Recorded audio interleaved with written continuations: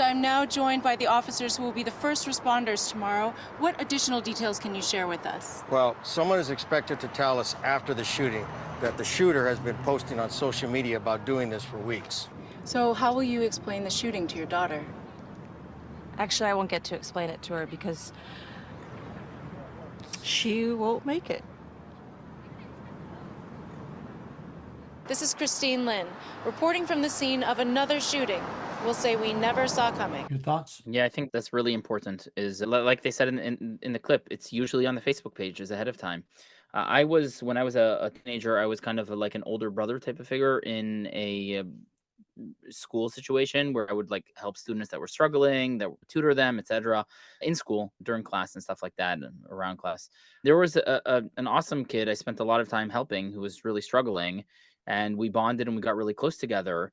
And at some point, he kind of opened up and he told me that there's a certain teacher he hates, and he said that when he gets home, sometimes he'll take a knife and he'll take a pillow and he'll stab the pillow, and imagining that it was the face of this teacher that he really dislikes. And to the best of my knowledge, that teacher didn't necessarily do anything, horrific or anything like that to the child. And was I was horrified when I heard this.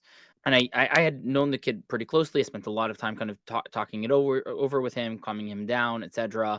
And then right away, I discussed it with his parents, with his family, with the other community members that were transparent and responsible, with the teacher, with the principals. So I didn't just like let it go by and ignore it. I really, even though I was a teenager at the time, I made sure to tell everybody who needed to know. I literally I went to the kid's home and I met the parents and I spoke to them and I told him that this is something worrying. And the kid ended up going to counseling, and I think he's a great kid nowadays.